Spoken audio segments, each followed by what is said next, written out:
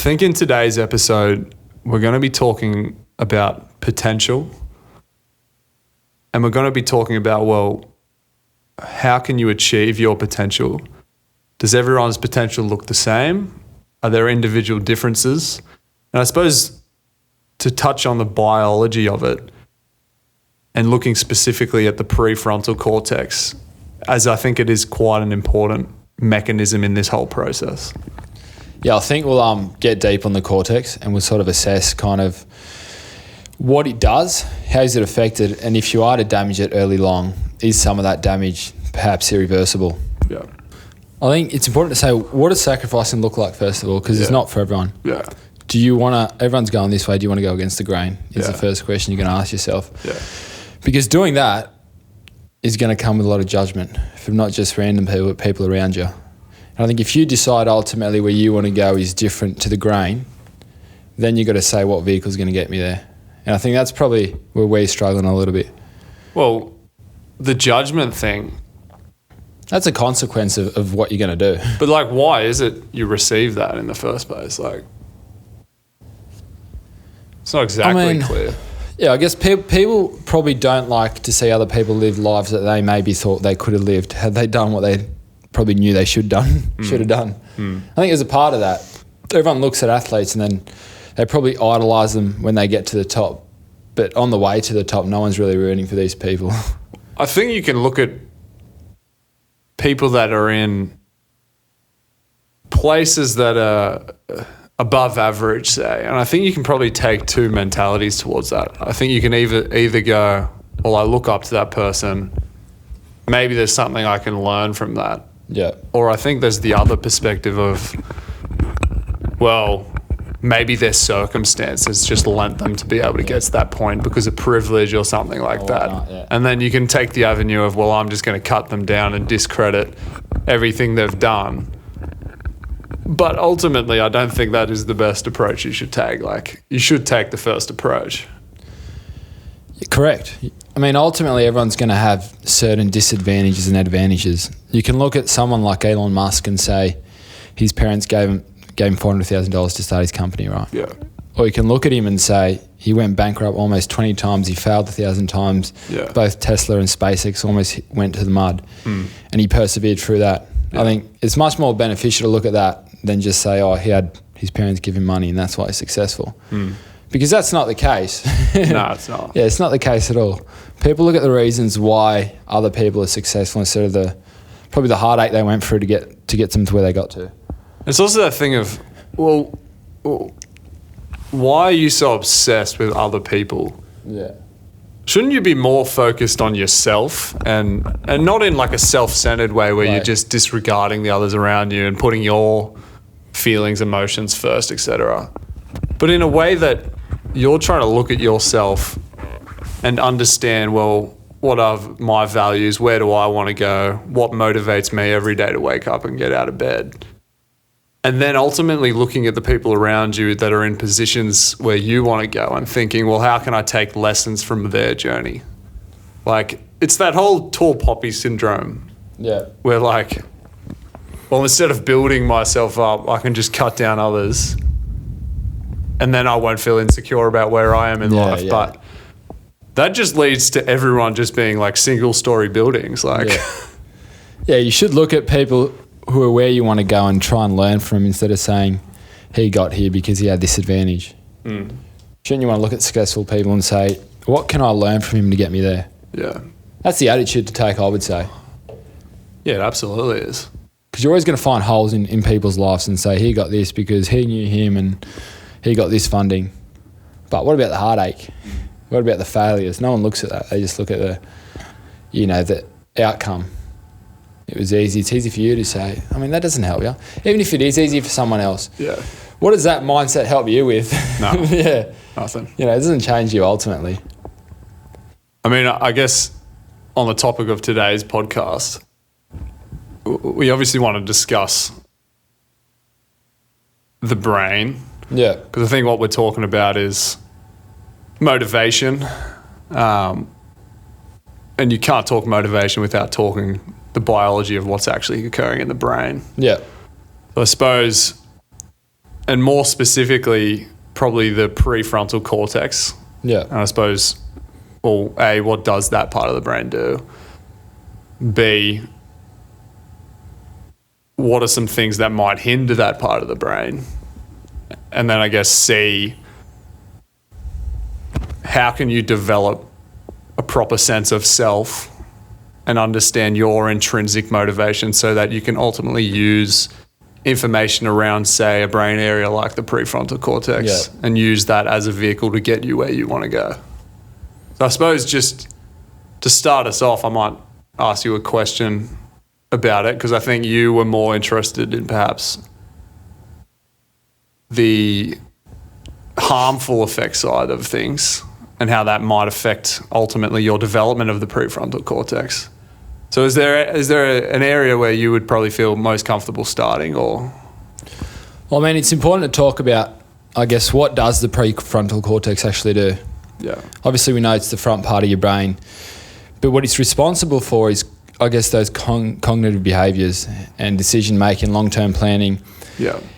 And I guess what's important to note is from the day you're born to the day it fully develops, 25, late 30s, everything you do effectively is going to have an influence on it. So whether that's positive or negative, whether you exercise, you have a good lifestyle, whether you abuse it with alcohol or substances, is that damage or abuse potentially irreversible? Ultimately, the prefrontal cortex, it's responsible and is theorized to be the part of the brain that coordinates sensory information and motor processes in a manner that aligns with an intrinsic goal. So I suppose to break that down further, life is complex, and this is basically the higher cognitive functioning area that decodes complex stimuli. So in knowing that, it is important to focus on, well, what are the implications of, say, damaging it or not developing to your full potential? I mean, simply, it's just responsible for control. Yeah. It controls and regulates yourself. Oh, absolutely. Impulse control is a part of it for sure. Yeah, definitely. I think when you look at damaging it, what are some of the sort of things that could potentially damage it? I mean, this area is quite grey when you look at the clinical research regarding if I was to abuse my brain or this area of the brain at 20, is it true that at 40 I'm never going to potentially recover? I think it's grey, and the research is grey, but what a lot of the MRI data shows, and when you look at data on potential drug addicts and people who have abused alcohol for quite a while, it does show an impairment, a long-term impairment in people who have probably had abuse. But other research also shows that people who are recovering drug addicts or recovering alcoholics, actually they can potentially recover and have normal, or when you say the word normal, it's pretty subjective, because if someone recovers from 10 years of alcohol abuse, is it true to say that they're at their full potential in terms of the prefrontal cortex if they had never abused alcohol for 10 years? Yeah, I mean, I feel like the point you're making is, why would you take the risk in the first place? Yeah. Exactly right. I think when it's developing, your brain's more susceptible to, I guess, the neurotoxins of something like alcohol. Whereas after it's fully developed, say the age 30, 35, if you were to abuse something like alcohol, it's actually, what the research shows, it's not as detrimental as it would have been had you done it in your early ages. I mean, there's a really good podcast from Huberman that goes into it. And of course, I think we're going to be a bit more base level when we talk about these concepts, because we're not biologists. But and if you want to get into it, I do recommend listening to that Huberman episode. But he did outline some pretty interesting things that I think would be beneficial for people to understand about alcohol, because obviously it's so widely available. It's quite accepted in society as well. And at the end of the day, it is a drug. And all drugs do come with potentially adverse consequences. So basically the main thing I think to outline from that episode was, when you abuse alcohol to a chronic degree, which is consistent use, say, it actually increases habitual behavior and it decreases impulse control. So what I mean by habitual behavior is, well, we all develop habits, positive and negative. Alcohol increases the receptors in your brain that are responsible for habit formation. So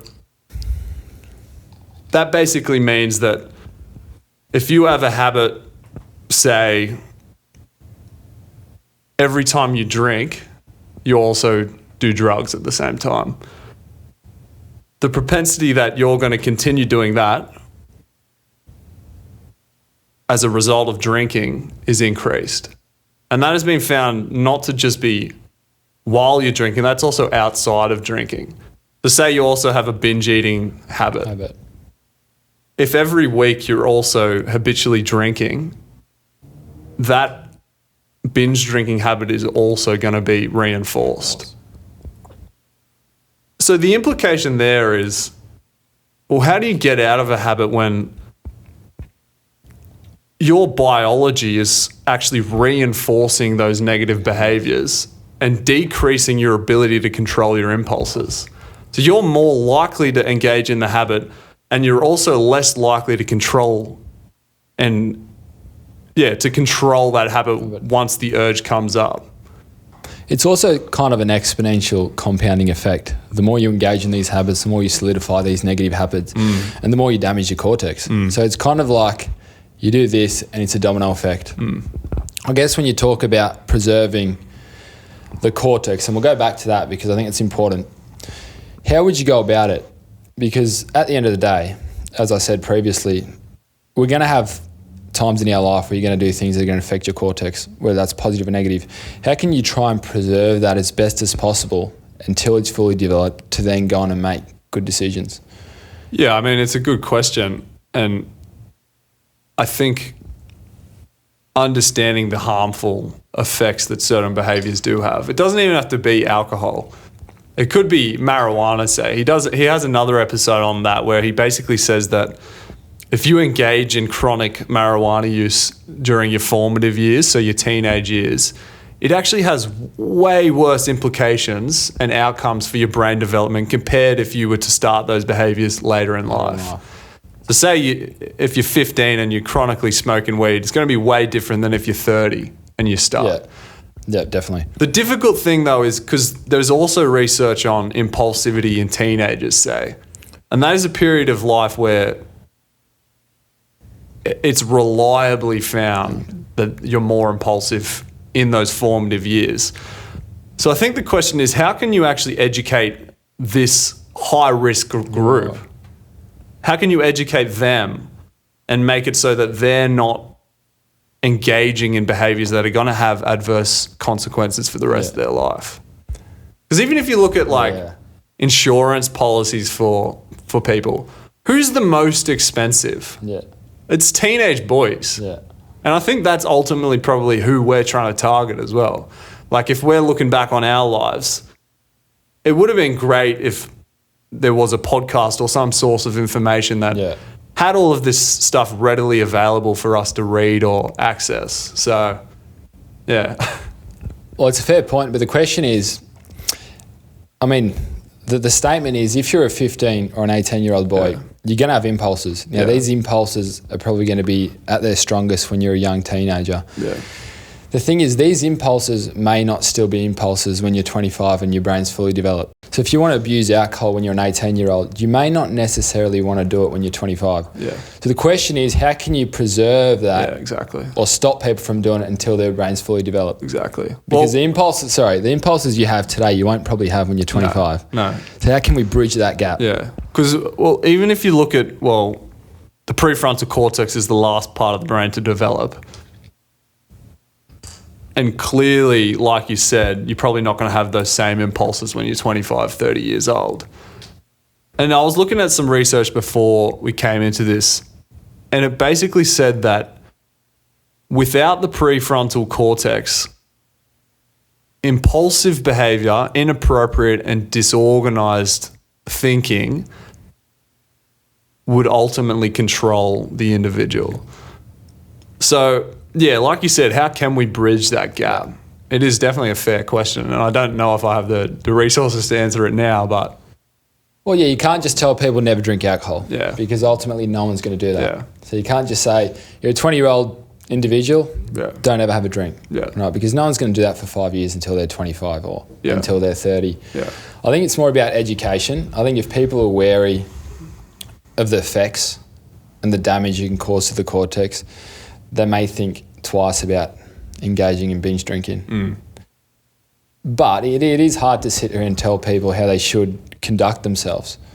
What I would say is if you do irreparable damage to it, you could potentially suffer for the rest of your life. And the research on that is quite great, and I'm not saying it's a guaranteed outcome, but it's definitely a possibility. And if there's things you want to do later in your life and you have certain goals and aspirations, would you be willing to accept that consequence for the rest of your life? And that's the thing. I don't think, even looking back on my own experience, I don't think when you're 15 you have perspective at all. Of course not. Like the world is so contained in this little sphere of what you know.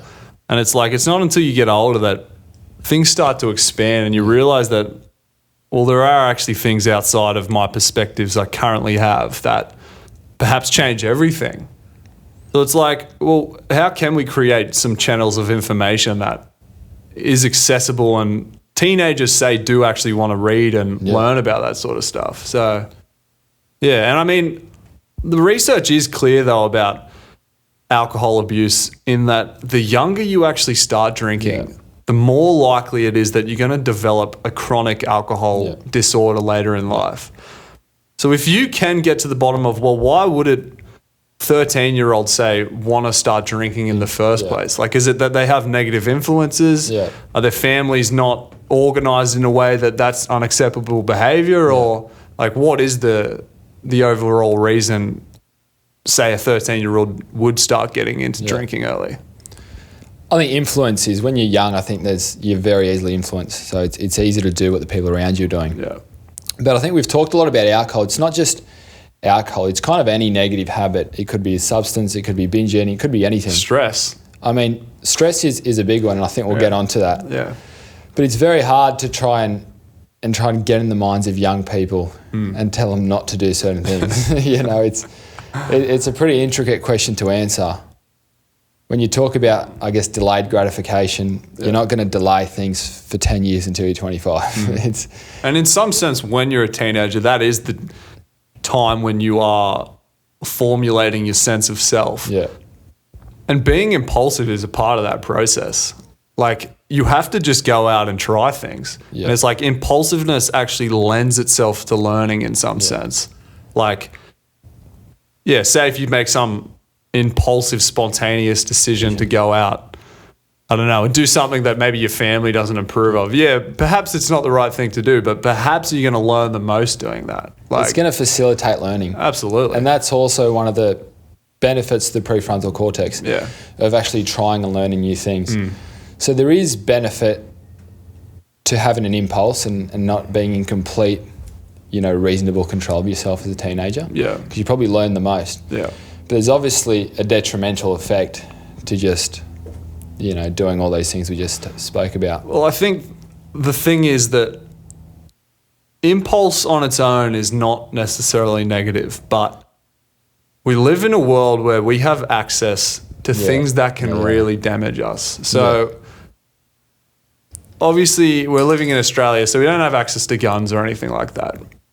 But say you're living in America and you're a teenage boy. Yeah. You're drunk with your friends. Yeah. You have guns available. And maybe you go out and start shooting, I don't know, bins or something out in the backyard.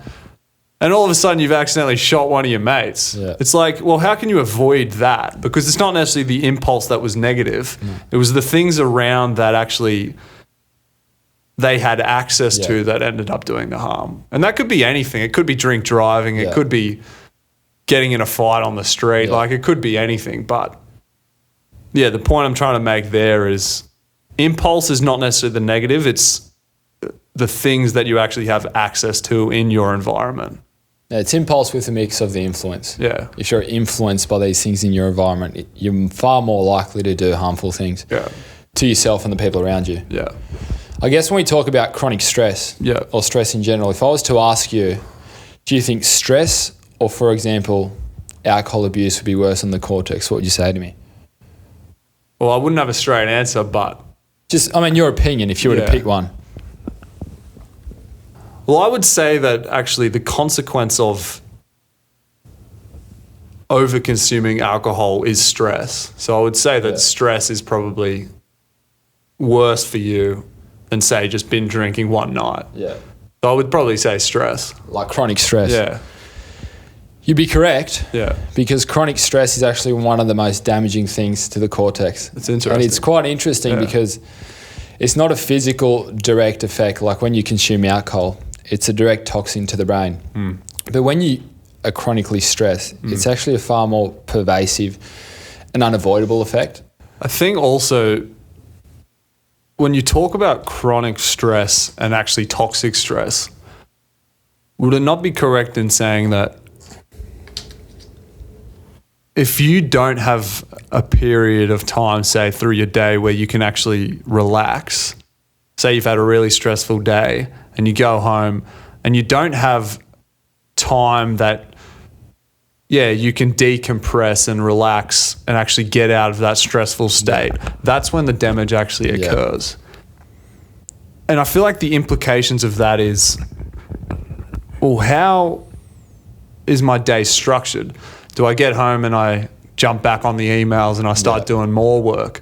Or do I have a lot of anxiety about the day and I'm not able to process information properly? Like, there are questions there. Like, how would someone go about, I suppose, setting up time after work to de-stress? I think the problem with that question is people who tend to be chronically stressed will be stressed doing nothing. So someone who's chronically stressed could get at home and have the most relaxful day, yet they'll still be stressed and thinking about tomorrow or what happened during the day. So I think it's more a question about what tools can you implement to limit your stress down. Like, because even if you go home and watch a movie and you're chronically stressed, you're not going to be thinking about the movie, right? So it's a hard question to answer, and I don't think we have the tools to answer something like that. No. It'd be pretty good to get someone on, kind of a coach or someone who's, adept at mindfulness and could atone to that. Yeah. But I think stress can be very harmful, but it can also be very beneficial. Yeah. When you look at athletes, they put themselves under purposeful stress and yield positive outcomes. It's an interesting word, purposeful. Well, they do it willingly. Yeah. And athletes actually tend to live the longest and healthiest lives. Most athletes, I'm not talking about stuff like bodybuilding, obviously. You can span that off. So I think that's pretty interesting when you talk about stress and when you talk about the cortex in collaboration. I mean, I think ultimately what we're trying to get to with the description of the cortex and its function is, well, I think we all have intrinsic potential. Yeah, I agree. And the idea about developing your brain to its highest potential, I think, is only a vehicle we're trying to use to explain the larger point. And I think the larger point is, well, what is the limits of someone's potential? Yeah. Like, clearly there is variance between person to person when it comes to, say, intelligence or personality. There are some factors that are just inherent and you can't change. Yeah. But do you think there is a limitation on someone's potential? I don't think so. No. I don't think you can limit where you can go in life. I think if you knew, though, that damaging your cortex to this extent, it's kind of like self-sabotaging yourself. You're taking tools away from your arsenal to progress in life. That's interesting. And that's something you probably wouldn't do if you knew you were doing it. I sort of want to add another element in here, and I talk about Carl Jung all the time. And the reason I do is because he's a very influential psychologist, and he was interested in a lot of the things that a lot of the points we're trying to convey. Yeah. So I want to read maybe a quote or two and sort of discuss that a little bit. Yep. This one has to do with groupthink and then also the individual. So He basically said anyone who attempts to do both, adjust to his group and at the same time pursue his individual goal, becomes neurotic. What I mean by neurotic, what he means by neurotic is negative emotion, say anxiety and depression. I think that has a lot of implications. Like, it basically says that when you're pursuing things that are intrinsic to yourself, it's actually harmful to also try and please others. Yeah. And I feel like that has a lot to do with the things we sort of discuss. Like, we're obviously trying to push a message of you need to discover yourself. You need to discover what's intrinsic to you. Yeah. And ultimately, you also need to find people that align with that. Yeah.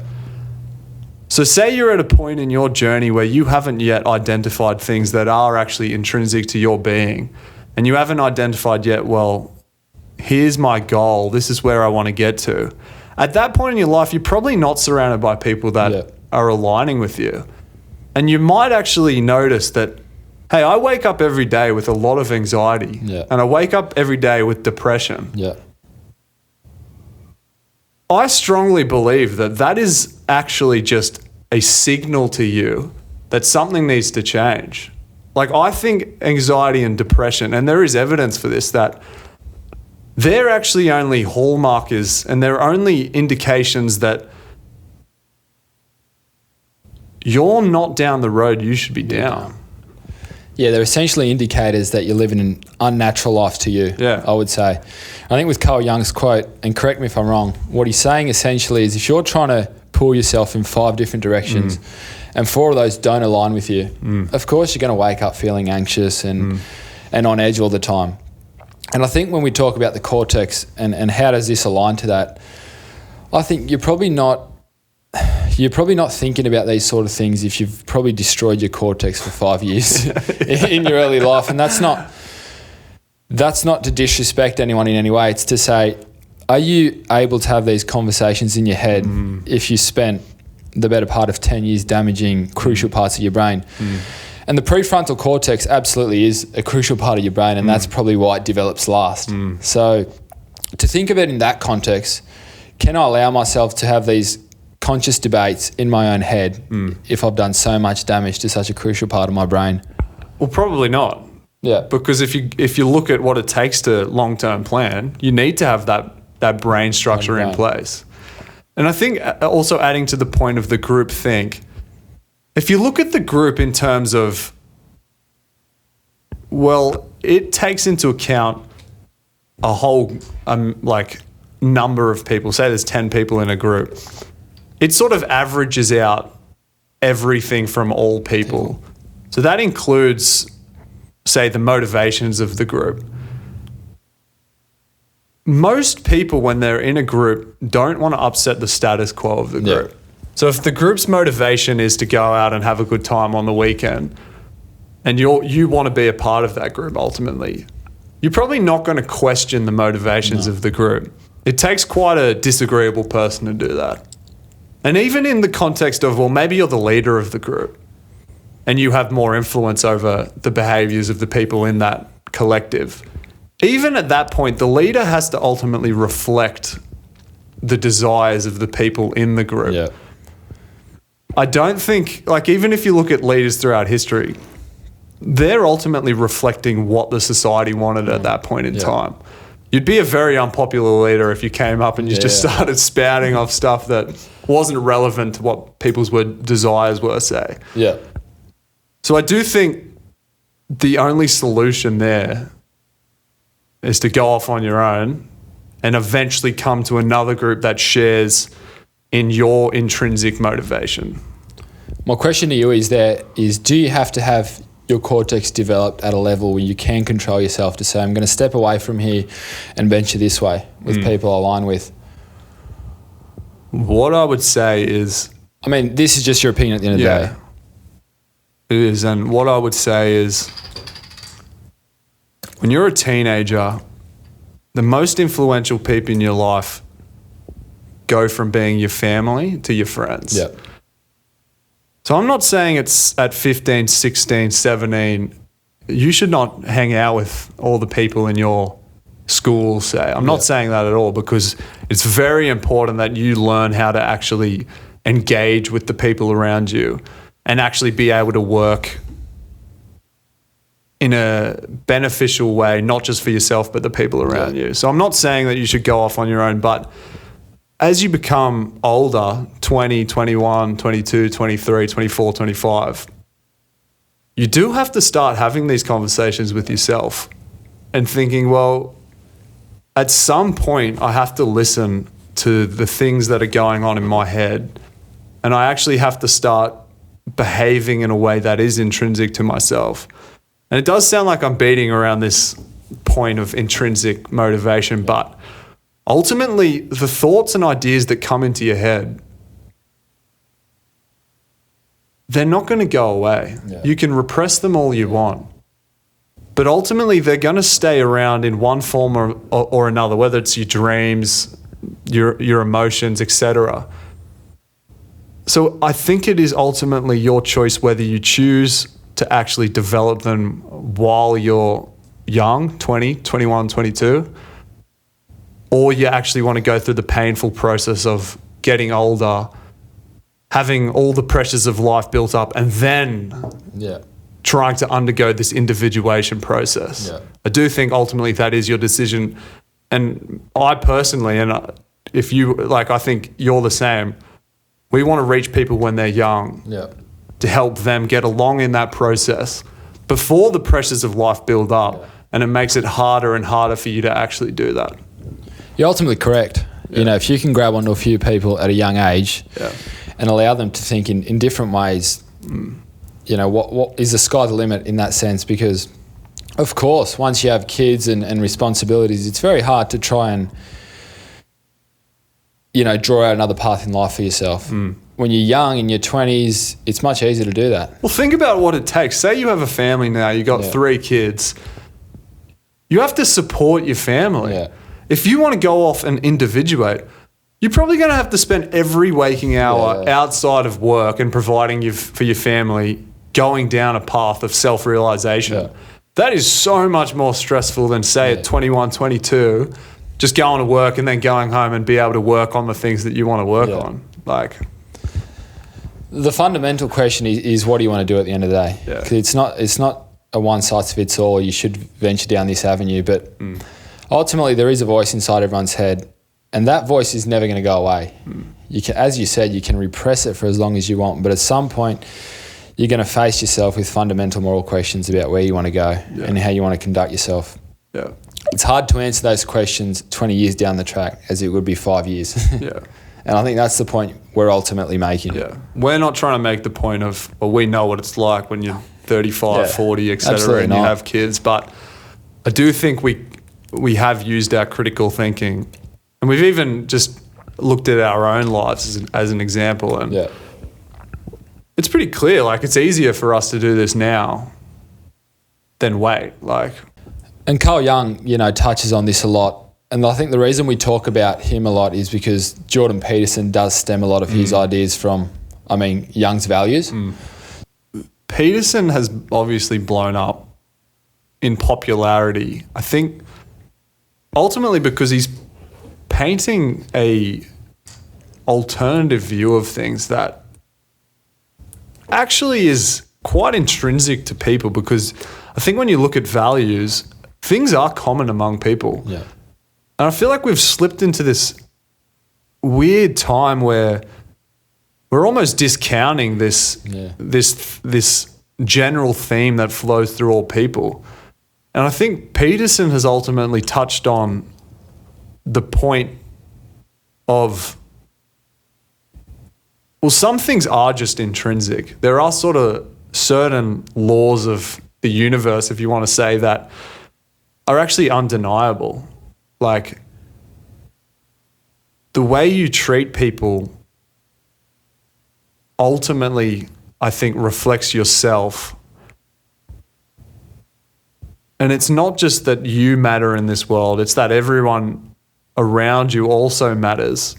It's not just about how you're feeling in the moment.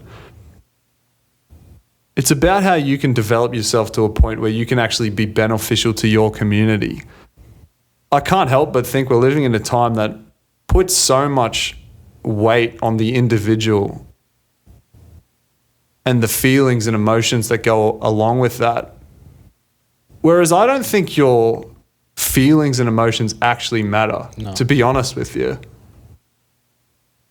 I think all your feelings and emotions tell you is whether you're aligned in the proper manner or not. Yeah.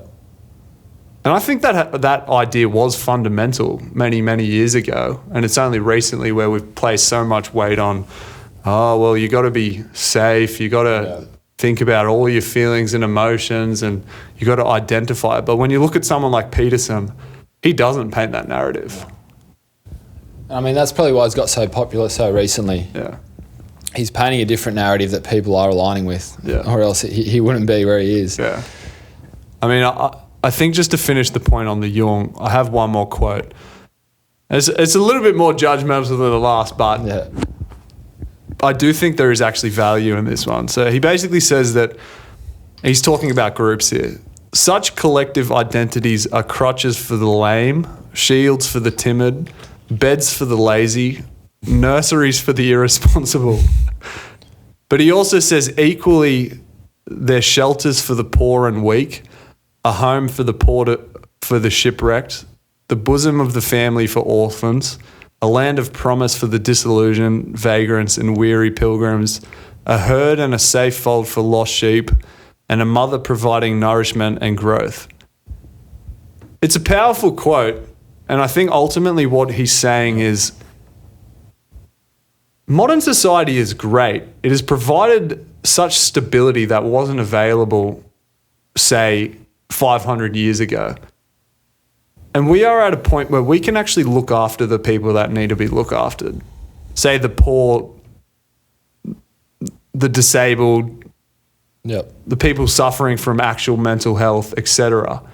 But this quote actually paints the alternative perspective as well, that if you're in a place where you're not struggling and you're not thinking about, oh, where's the next meal coming from?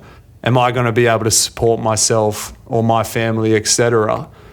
Well, you're actually in a position where you can think outside of that. Yeah. And it's almost your responsibility to do that. And getting back to the individuation process, his whole message is you need to develop yourself. And if you stay within this group context, you're actually never going to get to that point. It's almost like this big facade blanket that everyone can kind of hide under. 100%. But it is interesting because struggles, and if you're worrying about your next meal, tend to build development. But it's not ideal to say that we want a world that's, war-torn, where people are fighting for their lives. That's obviously not ideal, but you probably do want to balance, or you want to seek some sort of voluntary discomfort to try and breed yourself, I guess, in a way. And I think that's what he's getting at there. And it is a very powerful quote, and he does probably attack, a little, yeah. It does attack people, but it's powerful in the sense that people are probably just happy to float by and conform in a sense, as opposed to get out there and say, what do I want to align with and how do I get there? Well, would you agree that everyone has an intrinsic purpose in this life? Definitely. Yeah, definitely. I think there's avenues that are meant for us to explore. And it's not that you have to be the next Elon Musk or you have to be the next super genius out there. Say you do struggle intellectually. Your purpose is going to be very different, but it doesn't mean it's going to be any less of a utility to your community and any less of a utility to yourself. As long as you're waking up every single day with motivation and a desire to move forward, that's enough. That's what we're ultimately talking about. Like, you don't have to be a billionaire. No, that's a fair point. It's everybody can serve just as much as the person next to you. And it doesn't matter kind of background or intellectual capabilities. There is a purpose and value to everyone, and you can't say one's more than the other.